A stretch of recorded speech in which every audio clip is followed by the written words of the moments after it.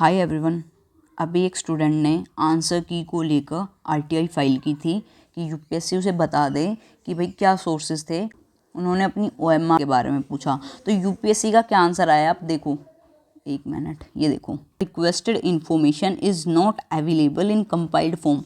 यानी कि यूपीएससी कह रहा है कि हमारे पास कंपाइल्ड फॉर्म में जो आप अपना डेटा पूछ रहे हो, आप अपनी आंसर की के लिए पूछ रहे हो, ओएमआर सीट की कॉपी मांग रहे हो, वो हमारे पास है ही नहीं, ना सीसेट की ना जीएस1 की। क्यों, कहाँ गई भाई? यूपीएससी की इतनी बड़ी संस्था है, उसके बावजूद भी मतलब उनके पास कोई डेटा अवेलेबल नहीं है, उनकी कॉपी अवेलेबल नहीं है।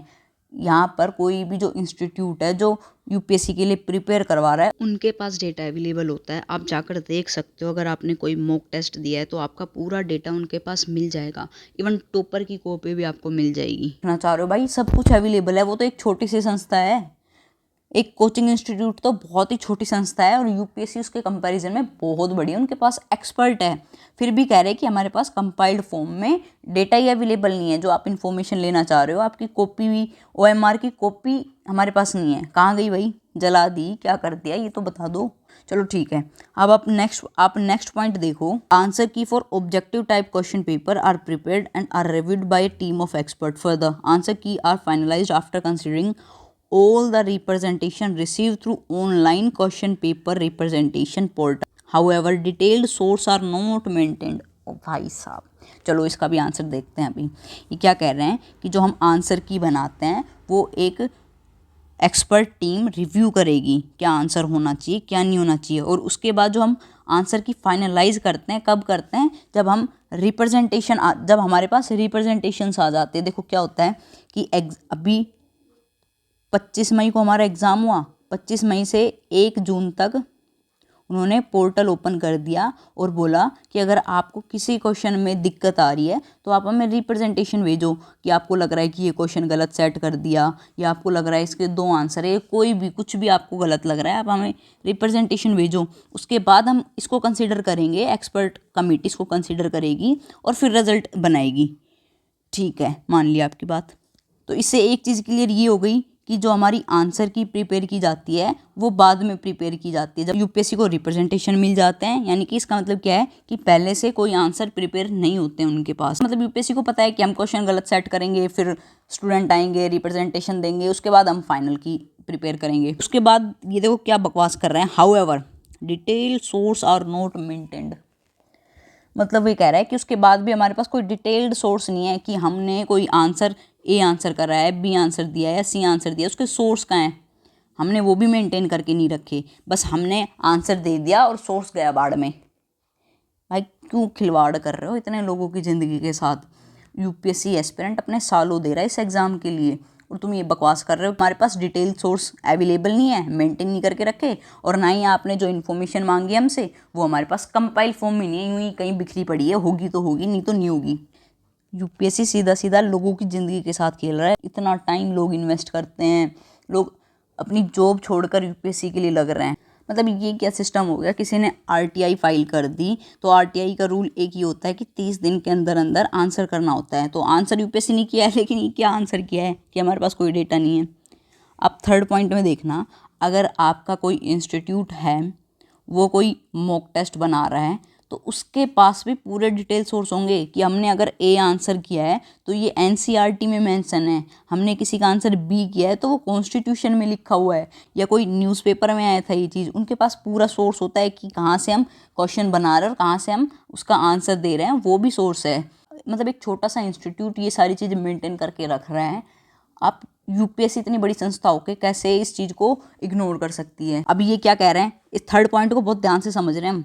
ये कह रहे हैं कि जब हमारे पास रिप्रेजेंटेशन आ जाती है, ऑनलाइन रिप्रेजेंटेशन, उसको भी एक्सपर्ट कमेटी रिव्यू करेगी, तभी हम आंसर की बनाते हैं। देखो ये साफ साफ ही लिखा है। अभी इसका आंसर देखो, मैंने 1 जून को रिप्रेजेंटेशन दी थी 4 क्वेश्चंस को लेकर। हालांकि क्वेश्चंस 8 से 10 थे, लेकिन मैंने 4 क्वेश्चंस को लेकर ही रिप्रेजेंटेशन दी थी। ये जो 4 क्वेश्चन आपने सेट किए हैं उसमें आपने 2 ऑप्शन ऐसे दे दिए जो दोनों आंसर हैं। जो एक चोरा चोरी वाला क्वेश्चन था, चोरा चोरी वाले इंसिडेंट में किसने डिफेंड किया था?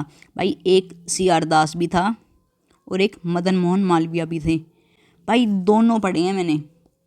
कोई भी इंसान बेसिक अगर प्रिपरेशन करके जाएगा तो सबसे पहले उनको CR दास का नाम भी मिलेगा। एक न्यूज़पेपर में आर्टिकल आया था जिसमें मदन मोहन मालवीय के बारे में भी लिखा हुआ था। डिटेल्ड एनालिसिस भी करोगे ना तो आपको ये दोनों नाम मिलेंगे और दोनों ही नाम ऑप्शन में दे रखे थे।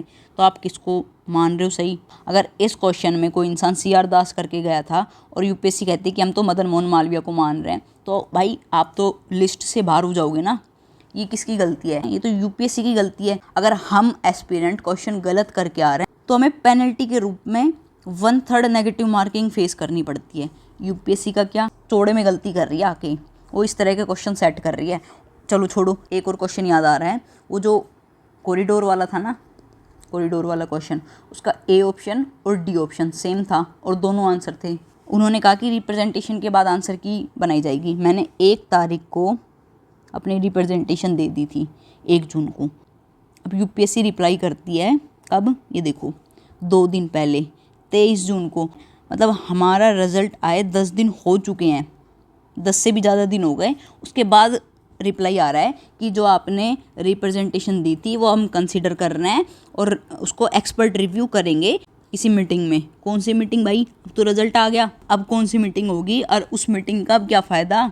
मेरे तो 4 क्वेश्चन जो मैं अपने अकॉर्डिंग सही करके आई थी, क्या पता आपने वो गलत कंसीडर कर लिया हो। यूपीएससी आँख नाक कान बंद करके बैठी हुई है, या अगर उसको सब कुछ दिख रहा है तो भी वो चुप है, और ना ही सरकार कुछ कर रही है इस चीज़ का। यहाँ पर स्टूडेंट आधे नंबर से लिस्ट से बाहर हो जाते हैं और यूपीएससी यहाँ पर बोल रहे कि हम क्वेश्चन भी ड्रॉप कर देंगे, हम आंसर भी गलत करेंगे। अब यूपीएससी पे कौन पेनल्टी लगाएगा? हम गलत करके आ रहे हैं तो हमारी नेगेटिव मार्किंग हो रही है। अब यूपीएससी इस तरह से हरकत कर रही है तो उसका कुछ नहीं, वो जाने दो, उससे कोई क्वेश्चन नहीं पूछ सकता, और अगर पूछ लिया तो हम सही से आंसर नहीं करेंगे। क्या आंसर है भाई? आप कॉन्स्टिट्यूशनल बॉडी हो, एक रिस्पॉन्सिबल आंसर तो करते। आप सीधा सीधा बोल रहे हो कि हमारे पास सोर्स नहीं है। मतलब अब इस केस में एक स्टूडेंट क्या करेगा, एक एस्पिरेंट क्या करे? इतनी अनसर्टेन हो गई ये चीज़ें, सारी की सारी लक बेस हो गई हैं। अब ऐसा लग रहा है कि बस अगर आपकी किस्मत में होगा तो आपका पेपर क्लियर हो जाएगा। इसको देखकर क्या बोला जाएगा? हार्ड वर्क करना छोड़ दें, सिर्फ लक के बेसिस पर बैठे रहें, फिर तो क्या मतलब है? फिर मुझे तो नहीं पता यूपीएससी किन लोगों को सेलेक्ट करेगी। हार्ड वर्किंग लोगों को आप लक के बेसिस पर बाहर कर देते हो, फिर सेलेक्ट किन लोगों को कर रहे हो भाई? ये देख कर ना गुस्सा अपने आप आ रहा है कि क्या हरकत है कि हमारे पास कंपाइल्ड फॉर्म में डेटा अवेलेबल नहीं है, हमारे पास सोर्स हमने मेंटेन करके नहीं रखे। ये चीज़ें देख के गुस्सा आ रहा है। Otherwise I am a very calm person यार। मतलब ये चीज़ें देख के ना किसी का भी दिमाग घूम जाएगा। अब समझ नहीं आ रहा कि हम आगे क्या करें, कहाँ पर जाकर प्रोटेस्ट करें, किसको जाकर बोले कि हमारी बात सुन लो ना। सरकार कुछ बोल रही है, यूपीएससी तो सब कुछ आँख नाक कान बंद करके बैठी हुई है। प्रूफ के साथ चीज़ें दिखाई जा रही है आपको।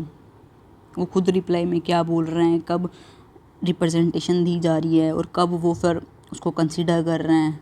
This is like so ridiculous यार। मतलब लोगों की ज़िंदगी के साथ खेला जा रहा है दिन दहाड़े।